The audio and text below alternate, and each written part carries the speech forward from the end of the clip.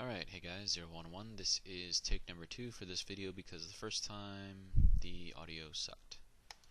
Okay, so I'm going to see if I can make this one quicker than the other one as well.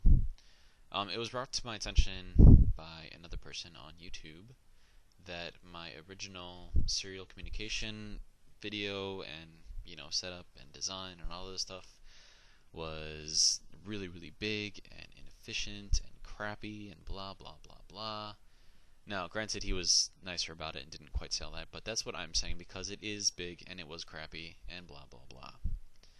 So this right here is one that I built from another person on YouTube. This is their design, this is not mine.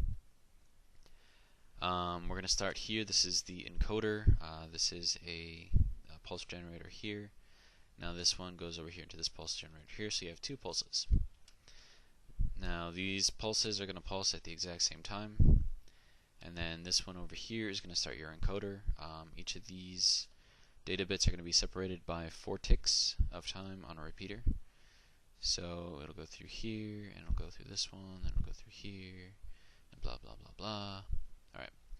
Now he's got this set up through pistons, so you turn this guy down, and then when your pulse goes through here, it'll go through here onto your serial line, which is over here, and then it's all gravy. At that point, once you've got all of your data onto the serial line and it's all encoded and nice and everything, you send it to wherever you need to go, and then once you get it there, then this is going to be the decoder. Now, his decoder is a little complicated, but that's okay. I think I can explain it. The data line is going to go over here. So your serial line here, serial communication, is actually splitting into 2 places. So this one is going to have all of your little ones and zeros going through there. And then this one right here is going to take the very first one, which was from the initial pulse. And that's the only one that it'll take. It'll latch off everything else. So now that we've said latch, it'll go through here. It'll latch this guy on, right? And then it'll push this block out, which allows your data to go through. And then it'll go through here into a pulse generator. I did modify this from his design, so this isn't exactly how we built it. He had another repeater up here, and then a block right here below this one. Yeah. So yeah, it goes through here. Just ignore this stuff up here for now. Arsenal latch into a repeater, and then that goes into these repeaters down here. These are going to be your timing right here. So your first pulse is going to go through here. It'll turn that guy on, which will then send the signal up through here, and then it'll go through the second, third, and fourth ones, doing the same thing each time. Meanwhile, at the same time, your data is going through here, so after your initial pulse and you get to the first bit of data, which is 4 ticks in, then this guy over here, so 4 ticks here, and then your first pulse will go through, and then your second tick, or your first tick will be 4 ticks later. There's a lot of ticks going on. Okay. So that'll go through here, and it'll light this guy up. And then if the pulse going through here and then this guy going off happens at the same exact time, then you get a cool nifty little signal going through over to here, and then it gets stored into here somehow, some way. And then it just repeats that for all these other things. So to put it mathematically, when pulse here plus data here equals the same, then you get an output of 1. If the pulse here and a 0 here, you get an output of 0, and it just continues on down the line. Now, I did say this was a latch right here, so you're going to need to reset it, and then that's what this was for, all of this up here. So at the end of all of your pulsing, when you've gone through and you've got all the data off the line that you're going to get off of it, then you need to reset everything. So he has it set over here, goes up onto the glowstone, then over to here, goes across to here, into this repeater here, then down on here, and it resets the NOR latch here, which then pulls this guy in and blocks anything else from coming through. Right. Okay. Now, remember how I said that I took this apart and I was like redoing it? That's because when I built it, it didn't work. It's possible that I built something wrong. Completely possible. I am not perfect. And then another thing that I did notice is that once you put something through here, here I'll show you. So you've got this on, right? But then how does it reset? I don't know how it resets. You can push the button all day long, but it's never gonna reset, so it's locked on. And I think you have to like click here or something, and that's how you reset it. But that's just entirely too much work. So yeah, all right. So that was his design. His design did work, and it was a lot smaller and nicer and prettier than my original one. So that is why I put it here.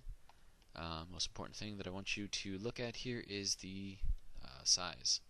So this is 4 wide, right? And then it's, I don't know, we'll say 12 long, right? 4 here, 8 here. Yeah, okay. That was a guess. Turned out I was right. Okay, so 4 by 8. It's for the encoder. Now this guy is going to be 3, 4, 5, 6, 7, 8, 9 wide here. And we'll say 20 something long. Okay, okay, cool. Now, this is my design. I don't like using pistons for anything, so I figured out a way to do it without pistons. And I'm going to go and quickly explain it. So this is going to be the thing that starts everything. This is going to be a pulse generator. It is started by a button over here. Now he had 2 pulse generators. I kind of thought that was redundant, so I just made it off of one, and I branched it off of here. So this will go through the encoding. This will go onto the serial line. Now the way this works is we've got our little repeater latches, right? So when this guy comes on, then this guy turns off, and you can get your signals through here onto the serial line. But when you don't want it there, flip that on, this thing gets locked and nothing gets through. So then it goes through each of these 4 little guys right here, encoding the data each time, and then that is how you get your stuff onto the serial line. Now another thing you need to keep in mind is that Redstone can only go so far. So at this point right here, this was the end of the redstone, so I needed a repeater here to propagate the signal farther. Now if you wanted to do more than just 4 inputs here, which you most certainly can with my design, you would need to extend the signal here to go farther on. But then if you do it here, hence the blue glass here, you're also going to have to do it here, otherwise your timing is going to get messed up. So blue glass, you need to have these here. Okay. So then it goes on to the serial line here, and now I made mine twice as long, no particular reason, I just felt like it. And then this is your decoder. You've got this line right here, which is going to have all of your little pulses for all of your data going through.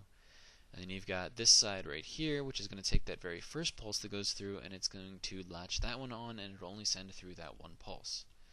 Now that one pulse is going to go through this RS NOR latch here. So this is 2 blocks tall, it's got a repeater over here, it's got a repeater down here, and a repeater over here. Now this repeater here also goes into this pulse generator right here. Now normally a pulse generator has a torch here, but because I needed to invert the signal again over here, instead of putting a torch here and a torch here, I just built it like this, and it reduces the time that the whole thing takes. Okay, now another thing to keep in mind that this repeater here for this pulse generator needs to be at 4. If you put it at 3, you'll have issues and it just won't work. Okay, another thing you notice that I said that this was going to be a 4-tick encoding, right? So then why is it set at 3? I will tell you why. Because this guy down here is set at 1. So 1 plus 3 makes 4, so your signal has to go through here, so it hits 3, hits 4, there you go. Yeah. I just thought of something. It's quite interesting. Anyways, I might be able to fix the resetting problem that I had because I just thought of the solution. But anyways, your signal is going to go through here, so 3 plus 1 makes 4, 3 plus 1 makes 4, 3 plus 1 makes 4. And then the issue that I just figured out the answer to, when I took out these guys and just, because there was 2 torches here, when I took those out, then the timing was a little bit messed up. So when I sent the 2 through,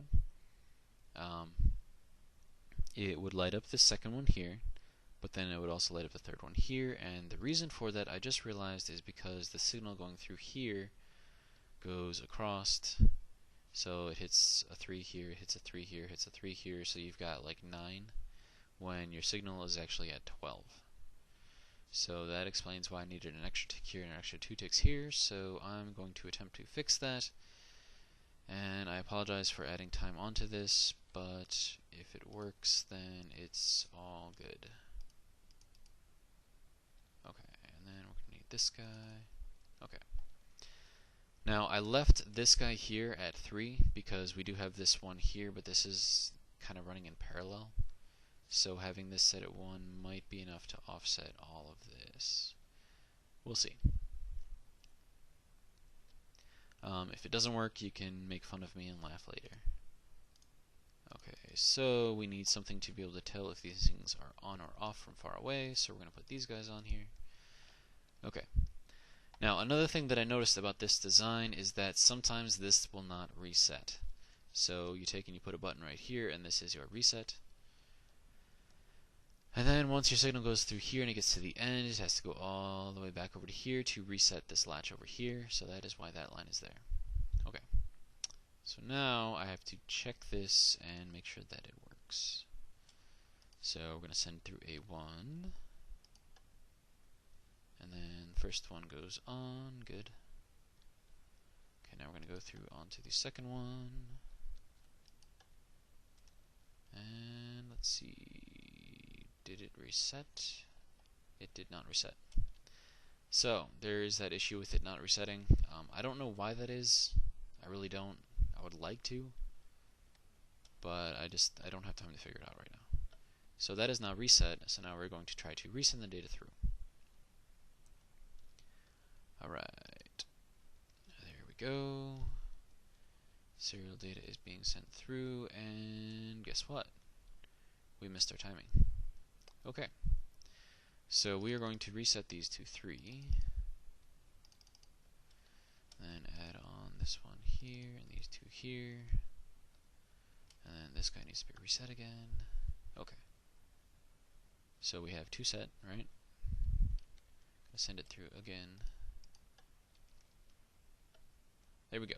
Okay, so that is number 2. Number 2 is on, and it looks like it reset.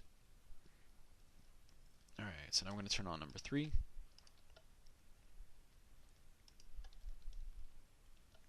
Now that should turn on number 3. There we go. You'll notice that number 4 pulsed, and that's part of the timing thing that I tried fixing with this guy here. So long as this stays off, I'm not worried about it. And then if you do incorporate this into some other designs, you can just, I don't know, put like a 4-tick pulse after this is all set through, and then pull the data off, because that should fix any issues. Okay, so that was number 3. Let's see, did it reset? It reset. Good. Now we're going to turn on number 4. Alright. Now that's going to get sent through. And number 4 is on, everything else is off. So we have just seen data go through each of these things. And turns out that my little solution to changing these to a 4-tick pulse was no good. So you will have to do it like this. I put the red glass here because these are the repeaters that you're going to have to mess with if your timing is off. Okay, so that is my design. We'll go through a quick size thing here. So we've got 4, 4, 3, 3, 3. That's what? 9 and 8 is 17. So this is 17 blocks long. And it is 4, 5, 6 blocks wide. Now, granted, you could, change this a little bit and put this little loop over here on the other side, so that way it all stays within 4 blocks. Completely possible. If you want to do that, by all means, go ahead. It's not hard. So, keeping that in mind, 4 blocks here. If we do change that around to the other side, then it's 4 blocks here. My encoder is wider than his, but that's because his, using the pistons, has 2 blocks in between each piece of data. Mine has 3. Okay, now we're going to go through over here, and this guy here is 5 blocks wide, whereas his was, how many? 4, 5, 6, 7, 8, 9, something like that? Okay. And then also, I believe that mine is also not quite as long as his. It might only be by a block, but it is shorter. So there it is. My new and improved high-speed, low-drag serial encoder and decoder. This is not synced to a clock pulse. Keep that in mind. This is just straight up, I want data here, I want data to come out over there, and this is what it is.